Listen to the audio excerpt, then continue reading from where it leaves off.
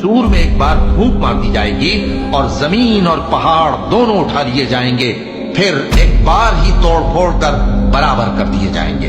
तो उस रोज हो पड़ने वाली यानी क़यामत हो पड़ेगी और आसमान फट जाएगा, तो वो उस दिन कमजोर होगा और फरिश्ते उसके किनारों पर होंगे और तुम्हारे परवरदिगार के अर्श को उस रोज 8 फरिश्ते अपने ऊपर उठाए होंगे। उस रोज तुम लोग सब पेश किए जाओगे इस तरह कि तुम्हारी कोई पोशीदा बात छुपी न रहेगी। अब जिसका आमाल नामा उसके दाहिने हाथ में दिया जाएगा, वो दूसरों से कहेगा कि लीजिए मेरा नामा आमाल पढ़िए, मुझे यकीन था कि मुझको मेरा हिसाब किताब जरूर मिलेगा।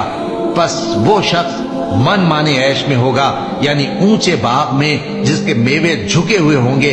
उनसे कहा जाएगा कि जो आमाल तुम अय्याम गुज़श्ता में आगे भेज चुके हो, उनके एवज मजे से खाओ और पियो। और जिसका नामा आमाल उसके बाएं हाथ में दिया जाएगा, तो वो कहेगा, ऐ काश मुझको मेरा आमाल नामा न दिया जाता और मुझे मालूम न होता कि मेरा हिसाब क्या है। ऐ काश मौत मेरा काम तमाम कर चुकी होती, आज मेरा माल मेरे कुछ भी काम ना आया, मुझसे मेरा इक़्तिदार जाता रहा। हुक्म होगा कि इसे पकड़ लो, अब इसे तौक पहना दो, फिर दोज़ख की आग में इसे झोंक दो, फिर जंजीर से जिसकी लंबाई 70 गज है जकड़ दो। ये न तो अल्लाह अजमत वाले पर ईमान लाता था और न फकीर के खाना खिलाने की तरगीब देता था। सो आज इसका भी यहाँ कोई दोस्त नहीं और न इसके लिए कोई खाना है सिवाय जख्मों के धोवन के, जिसको गुनाहगारों के सिवा कोई नहीं खाएगा। सो मैं उन चीजों की कसम खाता हूँ जो तुमको नजर आती हैं और उनकी जो तुम्हें नजर नहीं आती, कि ये कुरान एक मुअज़्ज़ज़ फरिश्ते का पहुंचाया हुआ कलाम है और ये किसी शायर का कलाम नहीं, मगर तुम लोग बहुत ही कम ईमान लाते हो।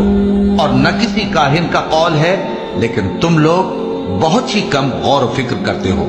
ये रब्बुल आलमीन का उतारा हुआ है। और अगर ये पैगंबर हमारी निस्बत कोई बात झूठ बना लाते, तो हम इनका दाहिना हाथ पकड़ लेते, फिर इनकी रगे गर्दन काट डालते, फिर तुम में से कोई हमें इससे रोकने वाला ना होता।